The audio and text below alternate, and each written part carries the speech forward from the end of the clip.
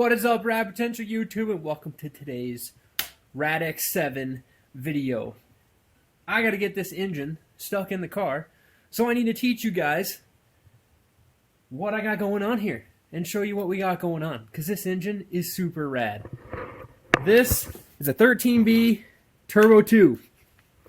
It's kind of a weird hybrid of stuff. We got a Series 5 big dowel rear iron. I believe the rest of these plates are from a Series 4 Turbo 2. It's got Series 6 FD REW rotors in it. Fun fact, they're the same as Series 5 Turbo 2 rotors. It's got a 12A front cover, crank angle sensor from an FC. We've got lightweight counterweight, super light, super holy flywheel. This is a Stage 1 XD clutch for an RX8. Now, probably going to spin that clutch because with this turbo, we're going to be making some jam. So this will be a good clutch to get it running, go to the track, wastegate, whatever. We'll just run it, but we're probably going to torch that. So we'll get a different one. The cool trick bits that I've done to this engine to improve it for this car and for our application. So we are going to be running an RX8 transmission, which is why we have the big diameter flywheel on the back of this deal, and an RX8 clutch. Could use a Turbo 2 clutch. Because of the RX8 transmission, your 13B Turbo 2 12A oil filter hits the slave cylinder. So this is a Racing Beat block off. All it does is loop this so that their oil that comes up, instead of going through a filter, just goes back in the engine. Because we don't have an oil filter now, I had to remote mount one. While I'm remote mounting everything, we're going to convert all of the whole oil system to -10 AN push lock braided super nice lines. Okay, the back fitting on your engine is an 18mm metric to then a -10. This is a stainless steel one. I don't really like the aluminum ones because they're easier to tear up when you're putting the -10 fittings on. The front fitting on your rotary engine is a 16mm to -10 adapter. Now, in order to put a 13B in your 12A car, there's a couple different things you've got to do. If you've seen on Death Trap, I have an aftermarket subframe in my car from Respeed. It's slotted. It would fit both with the same engine mount. But in order to FD RX7 engine swap, RX8 engine swap, etc., you simply need a 12A or a GSLSE 13B front cover, which has this bracket on it that'll bolt to your stock K-member, and then you'll simply need to get the respective 12A or 13B front bar. Okay, this deal just goes on here. Now, my stuff's different. I'm not using the stock K-member, so I'm not using that. Cover your ears. Oh, that one wasn't even that loud. The oil pan on this is a factory GSLSE 13B pan. I drilled it and used one of those sandwich style turbo drain fittings, or just kind of a universal deal. But anyways, it's a threaded -10 stainless steel fitting that you put 2 O-rings on either side of your oil pan, and it clamps down on the oil pan, much like a bulkhead fitting for a firewall. I've used those in the past with really good luck versus having to weld this drain to a super thin sheet metal oil pan. You can get away with draining your turbo into the front cover, which is typically where an FD RX7 would have it, or a Turbo 2 would have the drain here from the factory, but depending on your turbo location, that might not be enough gravity to get to that. So I just went ahead and put it in the oil pan. We'll put some nice braided line in there eventually, and I'm probably going to run mismatched colored fittings because, well, it's what I have, and fittings are expensive. The turb ski on this deal. I don't know a whole lot about this turbo. It doesn't look like it's been ran that much before, and I scored this from a buddy who had it laying around for his first gen.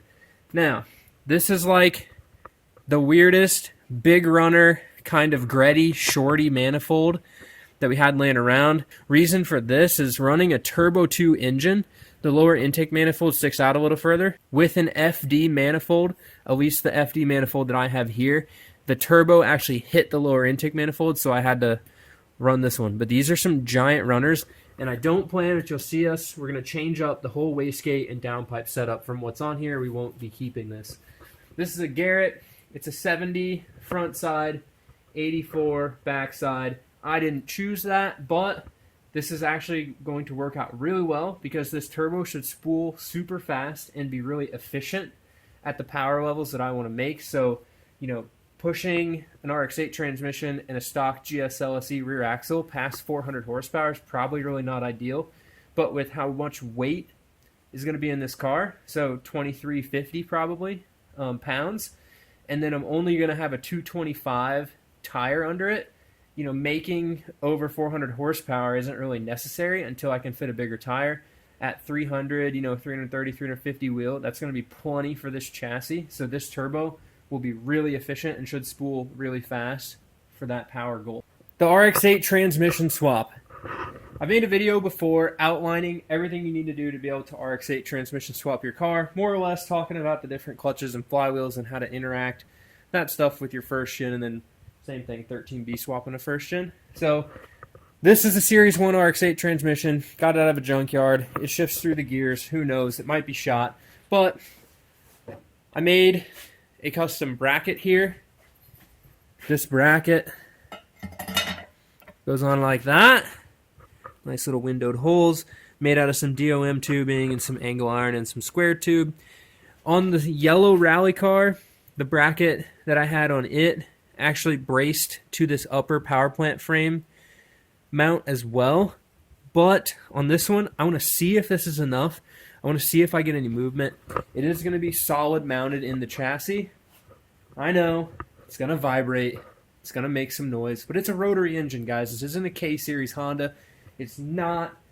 It's circular motion making more circular motion. So you don't have that stopping and starting of a piston to shake the engine, right? Which will then shake your brains out in your car on the track. So we're solid mounting everything. Should be good. Hopefully this doesn't give us any issues. I think it's strong enough. I left enough real estate that I can brace this up to the top power plant frame if I need to. It is a little cumbersome to fit an RX8 transmission into a first gen unless you have a 79 or an 80. On a 79 and an 80, the transmission hole for the shifter, is actually further forward. And if you see on an RX8 transmission right here, the shifter sits further forward than the back of the transmission. If you look over here, this transmission is an FC transmission, and you can see that the shifter is much further back. This is very close to where an FB, so an 81 to 85 first gen RX7 shifter is located. You can see here, this is an SA transmission, so output shaft to shifter, much like an RX8. So that shifter, which you'll see here in a bit, actually fits really well through the stock hole, and it fits really well in the stock shifter surround. On an SA, the shifter from the factory is actually bent backwards towards you and then goes up, so it kind of does this weird swoop thing, which you can see right here, back and then up. So the shifter knobs in the same location for most first gens, stock FB versus SA, but the actual hole and the mechanism is further forward on the older cars. So that's the engine setup. We got to stab this thing in here. I've already done some cleanup in the engine bay. Justin came over and picked at some of this bedliner stuff to clean off. I'm anticipating running, the intake to the air filter. The intake's going to go through the apron here, and I want to put my air filter down here in the air dam. So still got to sort that out. Reason the engine bay is not painted is because it's test phase. We're building the car. We don't know where everything's going to go. So I got to sort all that out before I paint the bay, because if we would have spent all the time to paint the bay now, I'd have just been grinding through it and welding to it and doing all sorts of stuff. So I want to shave the bay after I know what I'm going to be using, which is here in a little bit. Respeed subframe is kind of an old school first gen part, and this is a Flaming River rack for like a Fox Body Mustang. I've got some new boots I got to get installed on it, but it's just a depowered rack. I think it has grease on the inside of it, some very universal McMaster car style, Speedway style U-joints here, and then this is where I've went to mount my remote oil filter. Yes, this is a big filter. It's for like a small block Chevy. This little billet landing thing is made by Earls.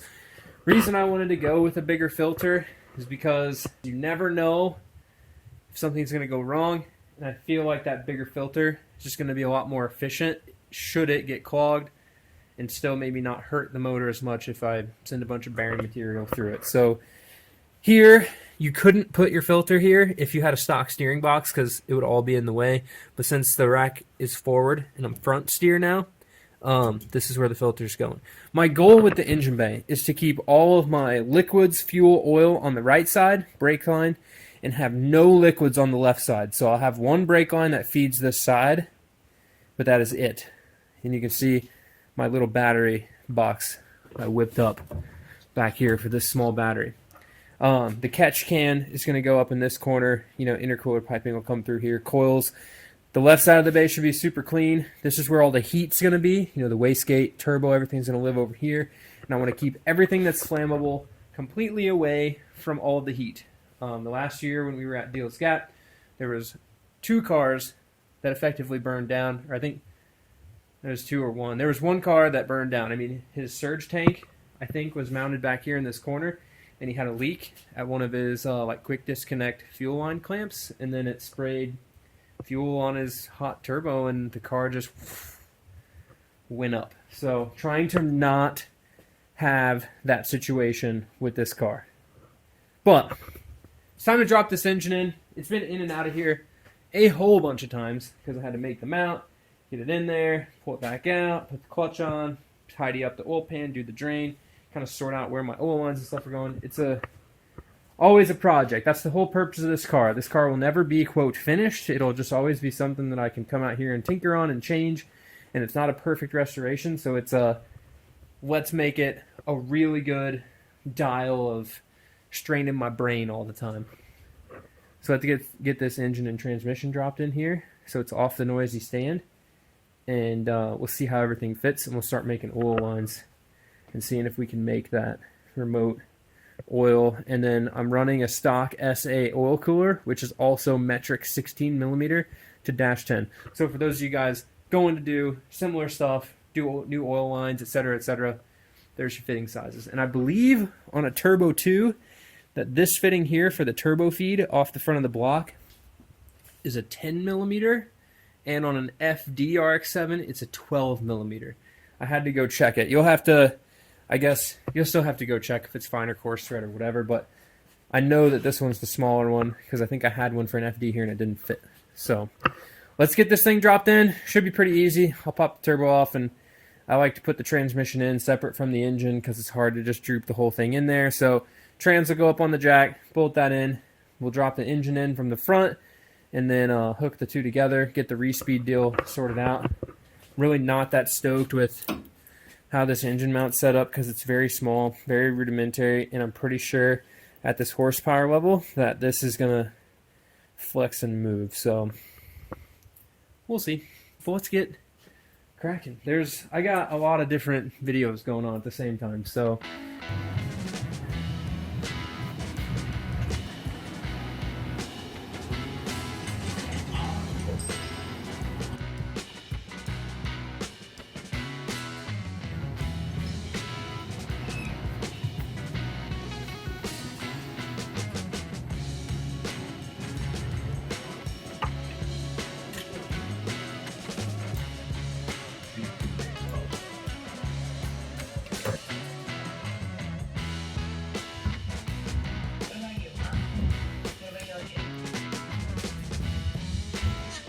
we've got the engine in the car. Let's look at this plumbing and see what all I've got to figure out this week. The oiling system in a rotary engine, high pressure oil comes out the front iron, goes through the oil cooler, it comes out of the oil cooler and goes into the rear iron, comes up the rear iron to the filter pedestal, goes through the filter, then it goes to the rear stationary gear and lubricates down the center of the engine through the E-shaft. My oil filter, remote mounted, which is here, needs to receive oil from the bottom of the stock oil cooler. So the inlet to my remote filter is the front of this. Nicely tight under my steering shaft here. So that should be an easy one. Straight fitting to straight fitting. The outlet of my oil filter comes out of the top, so this is going to have to turn and go down and go into the rear iron.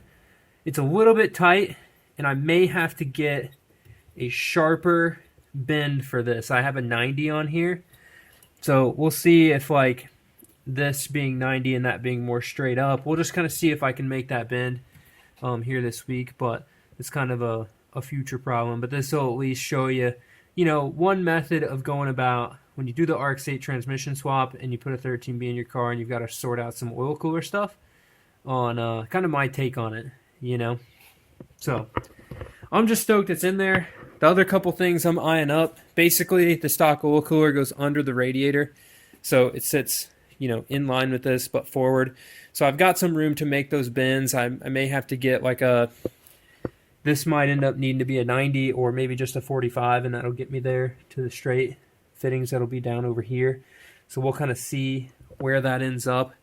But really I'm looking at, this is kind of a forward turbo location. You can see the center axis of the turbo is in line with the front cover versus it kind of being back here. So I knew I was going to run into issues with the radiator here. So you can see I've got this really tight bend I need to make, basically a 90-degree bend, and then I need to make a 45-degree bend. So 90, 45, just to get a filter over here. So that's not even getting my filter down through the fender so that I can suck nice cold air from under here. So I think for now, my goal is going to be just to make this bend happen, this tight 90, and then get a 45, get a filter in here.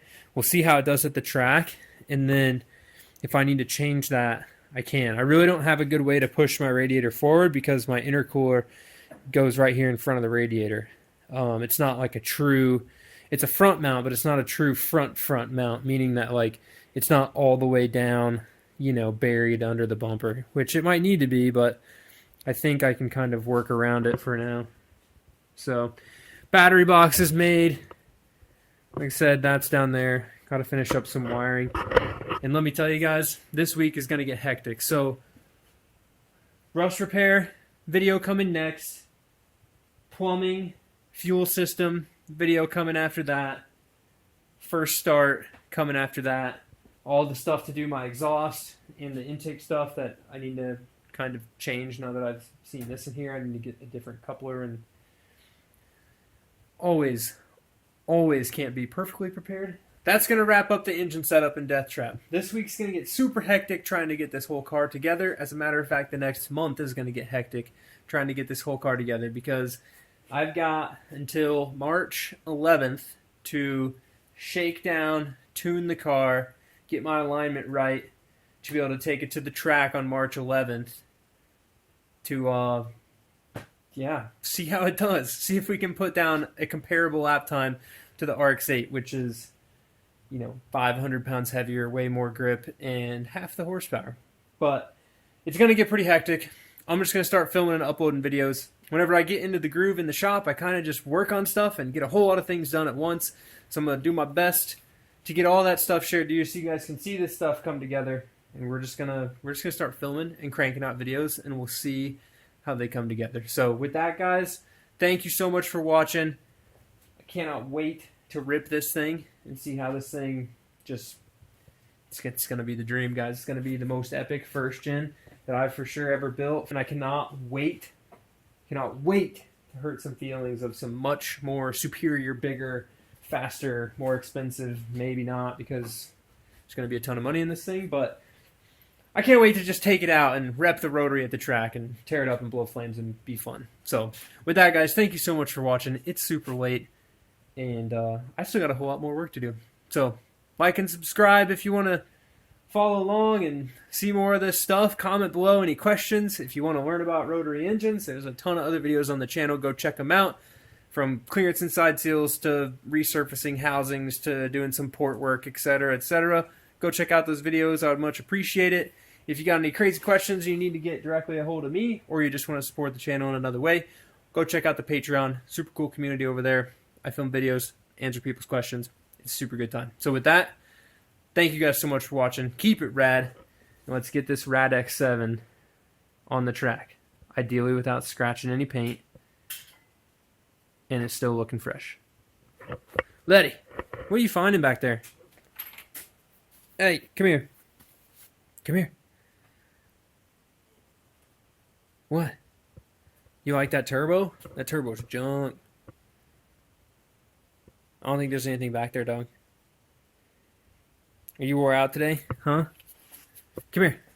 Come here.